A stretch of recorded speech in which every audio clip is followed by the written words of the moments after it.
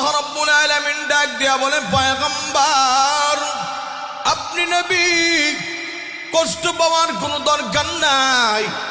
এই কাফেরদের জবাবগুলো আপনি দেওয়ার দরকার নাই। আপনি নবীর পক্ষ থেকে আমি আল্লাহ রাব্বুল আলামিন কাফেরদের জবাবগুলো দান করব। বলেন আল্লাহু আকবার। আল্লাহ তাআলা বলেন, নবী এই সূরাটা আমি নাজিল করার পর পার্থক্য তৈরি হয়ে যাবে বেঈমানের মধ্যে। কোন সমস্ত মানুষ ক্ষতিগ্রস্ত আর কারা ক্ষতিগ্রস্ত নাও, এই পার্থক্য ব্যবধান তৈরি করবে।